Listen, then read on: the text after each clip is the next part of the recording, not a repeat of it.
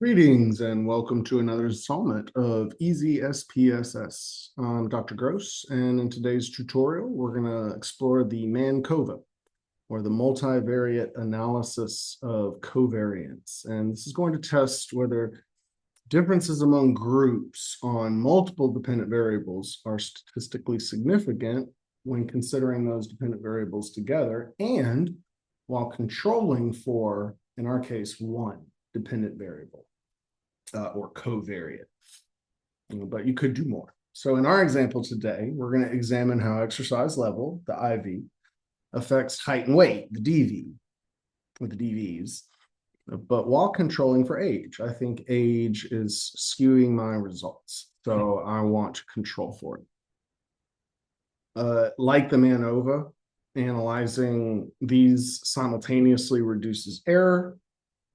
It gives us a better understanding of the group differences, so more meaningful analysis. Let's go ahead and open our data set. I'm in data view, spreadsheet-like, where each row represents a participant or a case. Each column represents a variable in variable view. Each row represents the variable, while each column represents a parameter or characteristic of that variable. So I'm going to open the data set that we've been working with.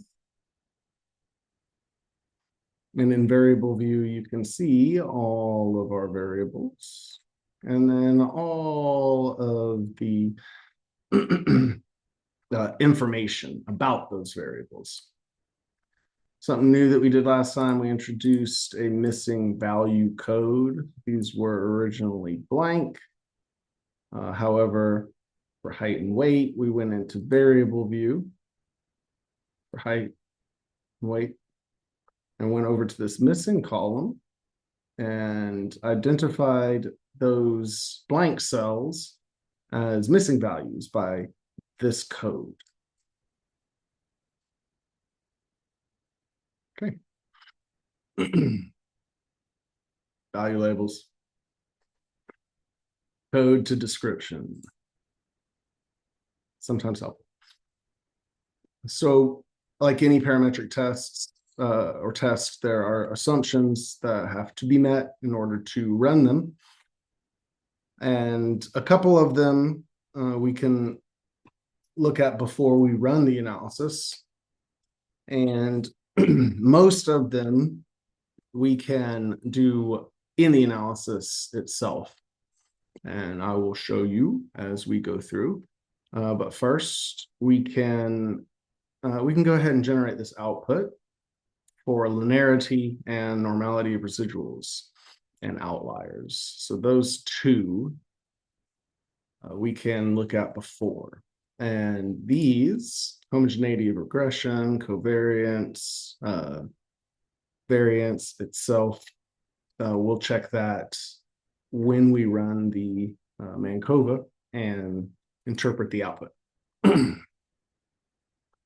So for linearity, we're going to create scatter plot or a scatter plot of height versus weight. And what we're looking for is roughly a straight line, or at least the identification of maybe a trend in a general direction. So for that, we'll go to graphs and then to scatter dot.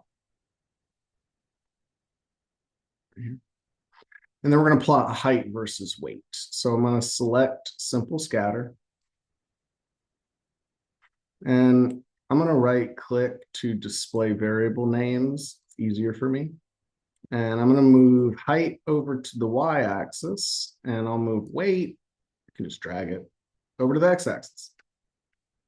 And I'll click OK.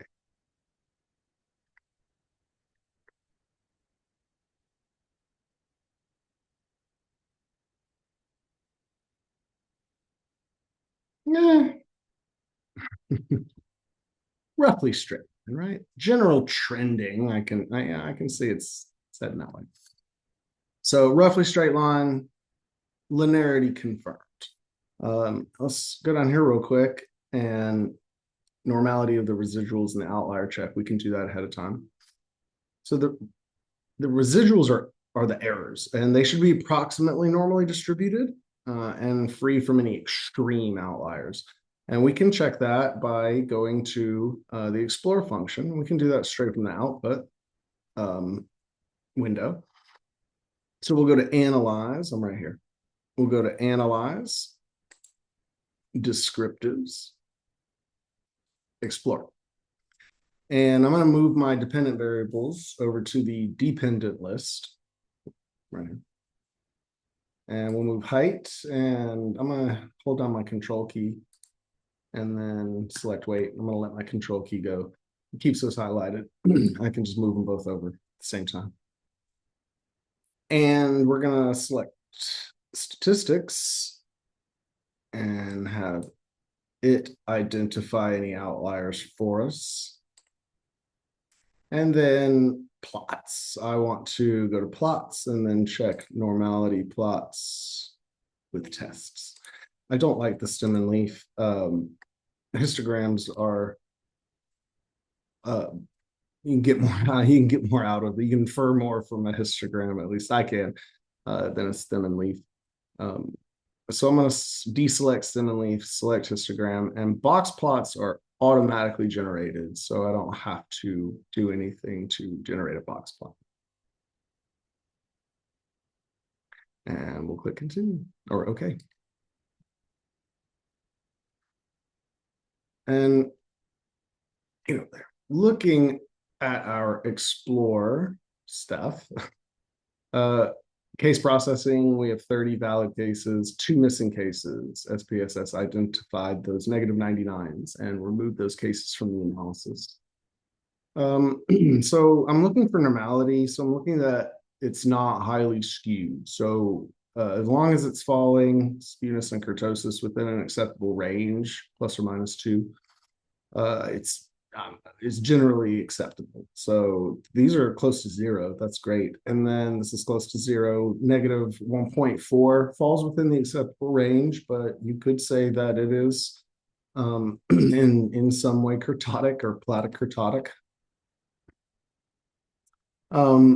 However, still within the acceptable range.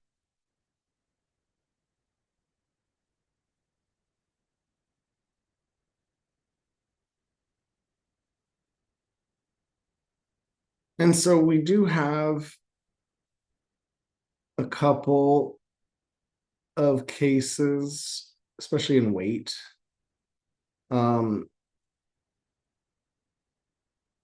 that might be considered an extreme value, but not not anything that I would say violates our normality.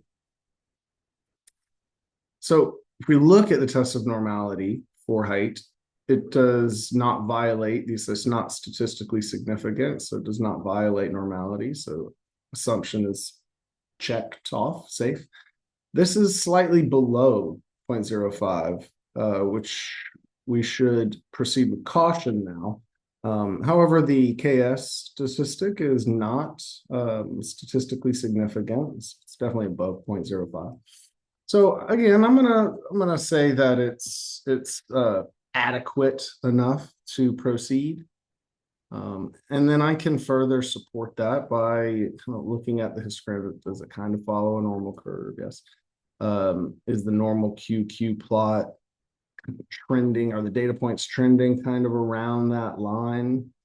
Yeah, they are. So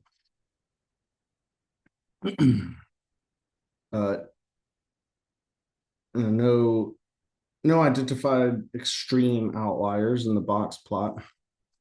By kind of a bimodal, if you were to follow it closely, not necessarily normal. I would say bimodal, to be honest, but we're going to claim that it is normal, although a little kurtotic.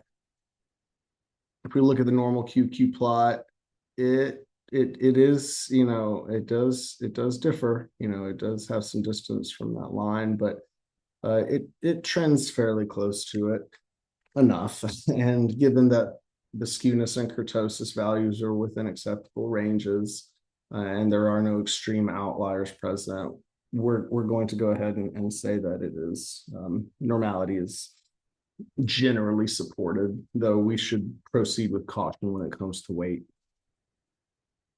So let's run the analysis. I could have done the analysis from that output window, but I can also do it from here. So let's do it differently, just show you the different ways. So to run the MANCOVA, we're going to go to Analyze General Linear Multivariate.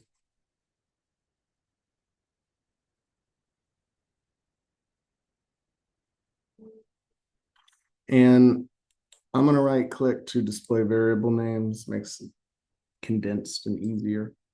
And we're going to move height and weight to the dependent box. You can also do that. Control to highlight both and then just drag and drop. So height and weight are now in the dependent variables box, and I want to move exercise level to the fixed factors box. So here's exercise level, just drag and drop. And I want to control for age. So I'm going to move age into the covariate box. I'm going to select and just click the button this time. Now, note what happens to post hoc when I do it. And it's disabled. And now, so, you know, what that means is we can see if this model is statistically significant, but how do we tell where, you know, within it, where specifically, where is it significantly different? And that's what post hoc tests are for. So there's a way around this, and I'll show you in a second. So after this is set up, we're going to go to options, and within options, we're going to collect options. We're going to select descriptive statistics, estimates of effect size, homogeneity tests. There is no box for plots. So under options, though, we can choose residual plots. That helps us, you know, further assess normality and homoscedasticity. So we click OK here, or continue. And then we'd like to go here to EM means, or estimated marginal means. And I would like to determine, you know, where exactly are these differences. So we're going to compare main effects. And this is going to generate some pairwise comparisons for us based on the estimated marginal means. And in that way, it is a form of a post hoc test. So I'm going to click OK. And now we have our general linear model output. And you're going to see, you know, all of these test output boxes. And I'll kind of explain each of them. You know, I'm going to explain them in order as they appear, because it's easier. That might jump me around on my script a little bit, but I will do my best. So first is just showing you how many cases or individuals are in each group. All right, so 14 in the low, 3 in the moderate, 13 in the high group. And next would be our descriptive statistics box. And what this is showing you is the mean and standard deviation by exercise level. How you would interpret that is you would say in the low group for height, the average height was 68.786 with a standard deviation of 2.259. And then you might say in the high group, the average height was 64.385 inches with a standard deviation of 1.757. How you might, infer about that is you might say taller people were in the low group compared to moderate and high groups. Or you might say individuals that weighed more were in the low exercise group compared to the moderate and high.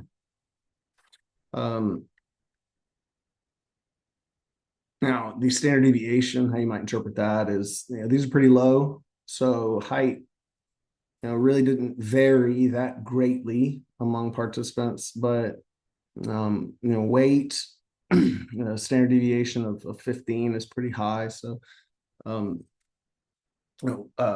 greater range of weights within the subpopulation, within the sample. So next is an assumption check boxes test, and what we're looking at is the significance level, and we want it to be above 0.05, and in this case it's 0.366. And how we would interpret this is that it's above 0.05, and that indicates that the matrices are equal across groups, or that the covariance matrices are equal across groups, and that we've met that assumption. So we're good to go. Let's just knock out all these assumptions before we proceed. Otherwise, if you violated a lot of assumptions, you might just consider doing a different test for that data set, or cleaning the data in a different way. So let's look at Levine's test next. There was a slight violation, and I just scrolled down past multivariate. Here's Levine's test. And for height, it is not significant. So we did not violate Levine's test or that assumption. For weight, though, it has been violated. And so, what to do about that? Height meets the assumption. Weight shows a slight violation. So we're going to proceed because all of our other assumptions are met. But we'll proceed with caution. And in a write-up, you would state that. You would state why you're proceeding with the analysis, and we will support that with our other assumption checks. So let's look at our next one. Normality and outliers. And I'm scrolling down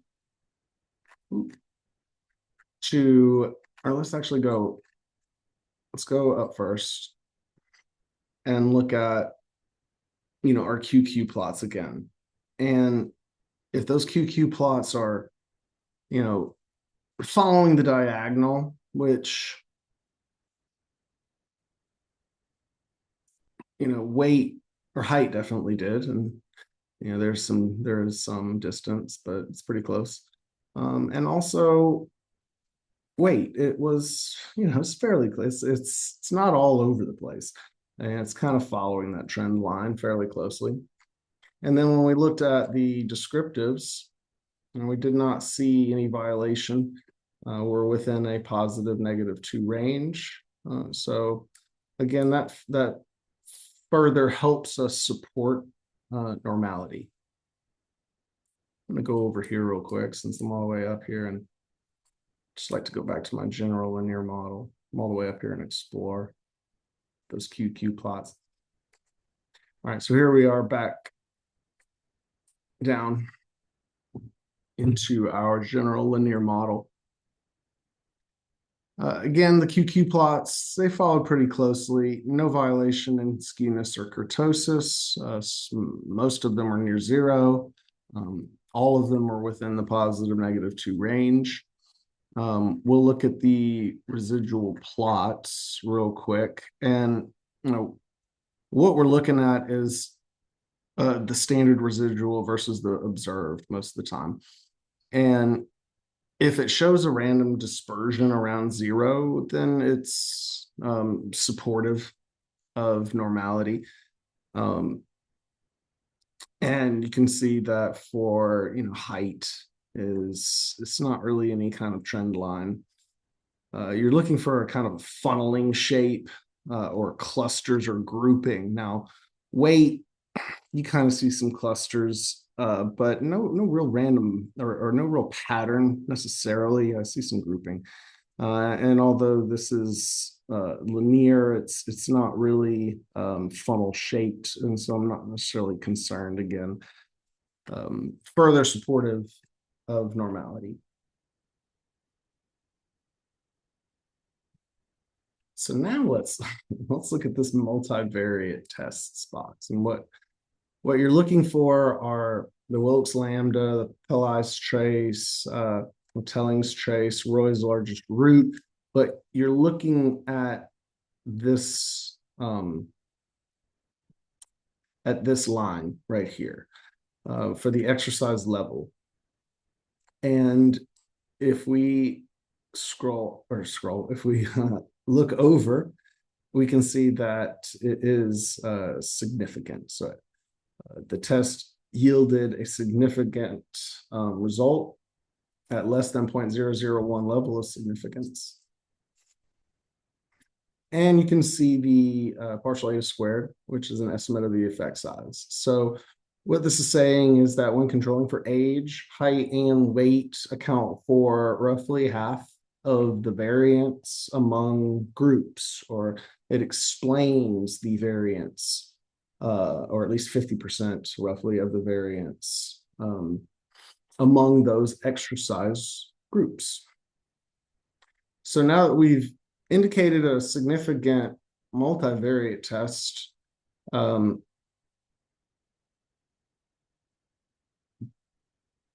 past these, the next one I want to show you is the test of between subject effects. And in this, you're looking again at the exercise level right here. Now, in a formal write-up, you would maybe make mention of the corrected model, or perhaps even age or error by itself. But I just want to show you simply the main point is this row right here. You're looking at exercise level for height and weight separately.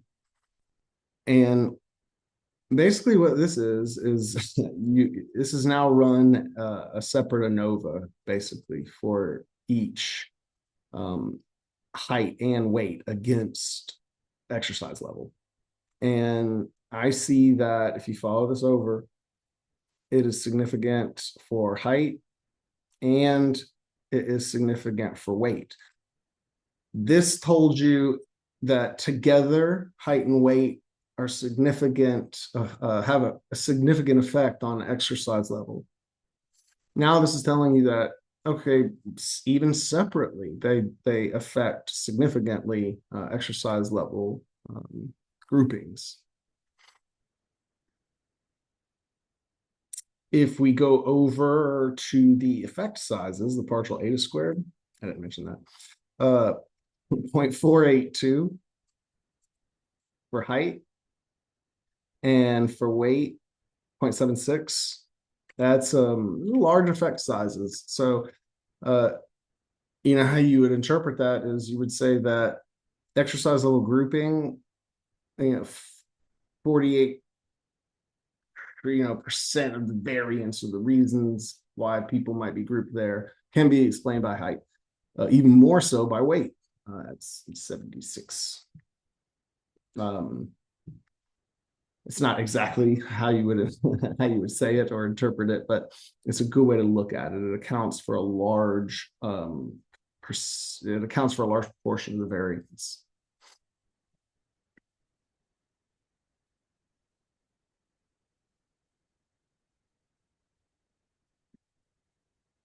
All right, so next we'll look at the estimated marginal means and our post hoc comparisons. So in the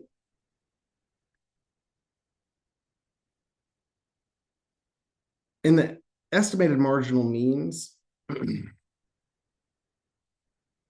It's really just showing you the grand mean for each dependent variable. So the mean height in all cases is 65, and the mean weight 134.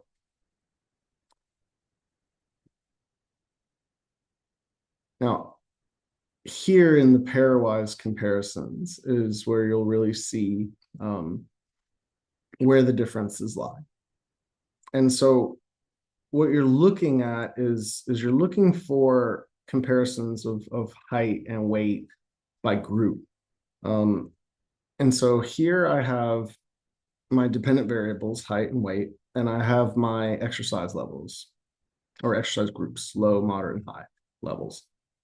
And pairwise comparisons are showing you that for height, when the low group is compared to the moderate group, height is a significant or is statistically significant.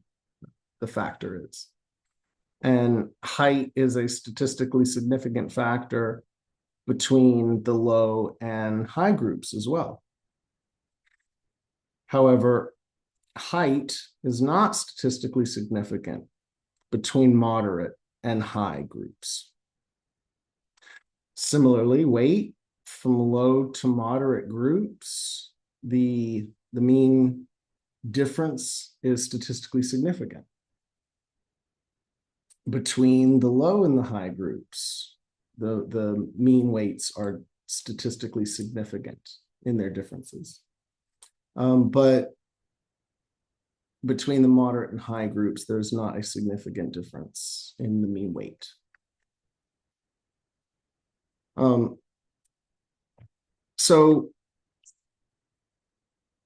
Lastly, as far as the output goes, you have the multivariate and the univariate summaries. The multivariate test, or overall, when combined, height and weight were significant. Then broke it down into separate ANOVAs and the univariate tests, and again, yielding significant results. Where did those significant results exactly lie? Well, between the low and moderate and the low and high groups. But for the moderate to high groups, both weight and height were not statistically significant. So overall, it confirms that when controlling for age, exercise level is significantly affected by height and weight. Doing the MANCOVA, it helps us save time, reduce error, and considering interrelationships, giving you a more meaningful test and giving you more statistical power as well. Most of the assumptions were met. Boxes and Levine's tests, the graphical checks generally supported the assumption. However, we would state that a slight caution is needed for weight due to a minor variance issue. Again, our post hoc comparisons that we did through the estimated marginal means revealed that there were significant differences between groups, and we identified which specifically where those differences lie. And that's helpful because we can identify that there's not really a significant difference between the moderate and the high groups when it comes to both height or weight. Now, again, this data set is really specific for us, but imagine you wanted to do a MANCOVA for some educational data. You could imagine a school district evaluating different teaching methods, method A, B, or C, which works the best on students' math or reading scores. And so by using the MANCOVA, the district could assess both scores simultaneously while controlling for maybe prior academic performance or some other variable that they don't want interfering with the results. And that method reduces error. It accounts for shared variability between math and reading scores. And it allows you to generate more accurate conclusions about the effectiveness of the teaching method. Well, this is Dr. Gross. I hope you enjoyed the tutorial. We'll be back with some more very complicated and confusing tests, but I'll try to make them simple for you, as this is easy SPSS. It's Dr. Gross signing off.